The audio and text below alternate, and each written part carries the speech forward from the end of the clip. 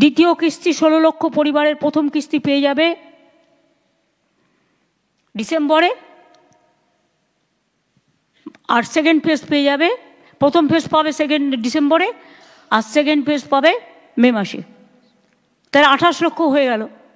এরপরে যেটা বাকি থাকবে, লোকের কমপ্লেন থাকবে, দুয়ারে সরকারও সাথে সাথে হবে। আমার সমাধান, যারা মনে করবেন তারা সেখানে যাবেন, গিয়ে তাদের সাজেশনও দেবেন, বাট দেখবেন লোকাল মানুষ যেটা বলছে সেটা শুনবেন। রাস্তাও অনেক হয়েছে, আমি আর নতুন করে বলছি না, আরও কিছু নতুন রাস্তা দেব। জল স্বপ্ন প্রকল্পে আমরাই প্রায় 90% টাকা খরচ করি। কি করে? অঙ্কটা দেখায় আমরা 60, ওরা 40, কিন্তু ল্যান্ড দিতে হয় আমাদের। পাইপের টাকাটা যদি ধরেন, যেখান দিয়ে যাচ্ছে, ল্যান্ডের টাকাটা যদি ধরেন, মেনটেনেন্স খরচ ধরেন, তাহলে দেখবেন 90% টাকা আমাদের দিতে হচ্ছে। তা সত্ত্বেও এরা জল মিশনের টাকা বন্ধ করে দিয়েছে। এখানে কি এসছে? হ্যাঁ, আমাদের লক্ষ্যমাত্রা 1,75,00,000 পরিবার। জল পৌঁছানো হয়েছে ইতিমধ্যে 98,49,000 পরিবার। মোট ব্যয় করা হয়েছে 30,000 কোটি টাকা। এবার আমি একটা কথা বলবো, আমাদের রাজ্যের যে টাকাটা আমরা দিই, তোমার যেখানে পাইপ পড়ে আছে, যে কাজগুলো করা উচিত, কেন্দ্রের ওপর নির্ভর না করে ওরা যেহেতু বন্ধ করে দিয়েছে, আমি কেন চুপচাপ থাকবো?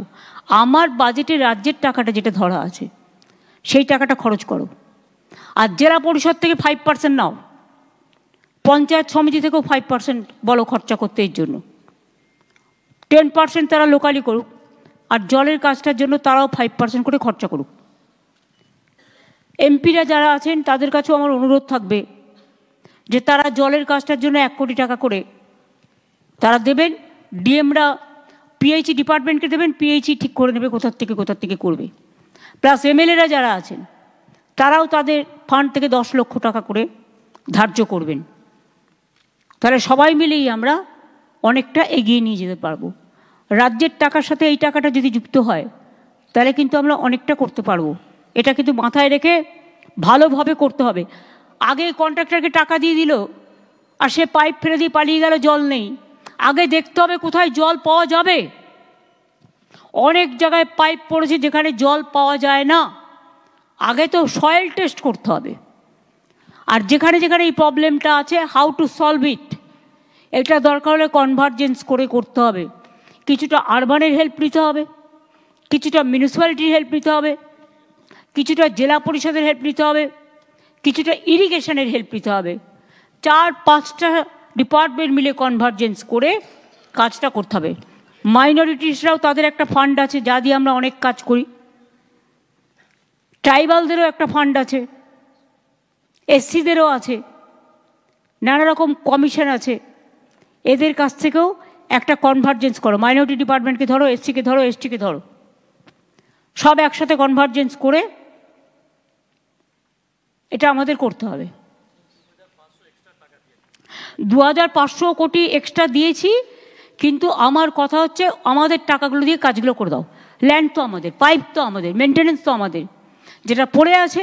আর প্লাস আমি এটা সকলকে রিকোয়েস্ট করব, আমাদের জেলা পরিষদগুলো যেখানে আছে তারা 5%, পঞ্চায়েত সমিতি যারা আছে তারা 5%, তারা পিএইচই ডিপার্টমেন্টকে ডিএমের থ্রুতে কাজটা করবে। ডিএমরা জানে, এলাকারটা ডিএমকে দিন। এমপিরা যারা আছেন এলাকার ডিএমকে দিন। তার কারণ হচ্ছে ডিএমরা জানে কোথায় এই কাজটা পড়ে আছে। যতটা পারি আমরা চেষ্টা করব, তারপরে বাদবাকি যেটা থাকবে আস্তে আস্তে করে দেবো।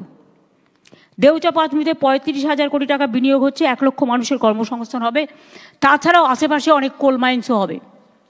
আমি আমেদনগর যে জায়গাটা, আমেদপুর, যেটা আমাকে বারবার কেষ্ট বলেছিল ওই সুগার মিলের জায়গাটা, ওখানে আমরা ইন্ডাস্ট্রিয়াল পার্ক করছি। অলরেডি এমএসএমই ডিপার্টমেন্টকে ইনস্ট্রাকশন দেওয়া হয়ে গেছে। তাতে কী হবে? তাতে অনেক মানুষের কর্মসংস্থান হবে।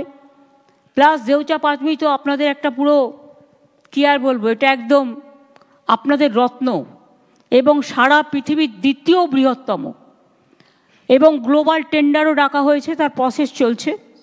এছাড়াও যেটা বাসাল্ট পাথর মাইনিংয়ের কাজও শুরু হয়েছে গভর্নমেন্টের যে জায়গা আছে তাতে।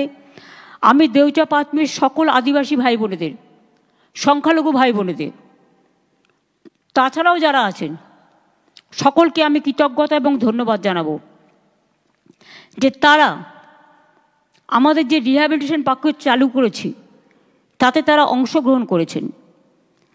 স্থানীয় এলাকা উন্নয়নের জন্য আমরা 19 কোটি টাকা খরচা করছি, যাতে রাস্তা, পানীয় জল, স্কিল ডেভেলপমেন্ট ট্রেনিং, জাহের থান, স্কুল, শিশু উদ্যান, ইলেকট্রিসিটি সব হয়। হসপিটালও করে দেবো, ওটা আমি আলাদা করে করব। 326 একটা তো হচ্ছে 12 একর জায়গায় বেসল্ট পাথর মাইনিং হচ্ছে, এছাড়াও 314 একর জমিতে ব্যাসল্ট পাথর মাইনিংয়ের কাজের জন্য টেন্ডার করা হচ্ছে। ভূগর্ভস্থ কোল মাইনিংয়ের জন্য 2024 সালের ডিসেম্বর মাসে গ্লোবাল টেন্ডার আহ্বান করা হয়েছে, যাতে কোনো হ্যাঙ্কি ফ্যাঙ্কি না হয়। আশা করি খুব তাড়াতাড়ি এটা সেটেলড হবে। এছাড়াও রিহ্যাবিলিটেশন প্যাকেজের মধ্যে টাকা ঘরটর ছাড়াও 1482 জনকে চাকরিও দিয়েছে।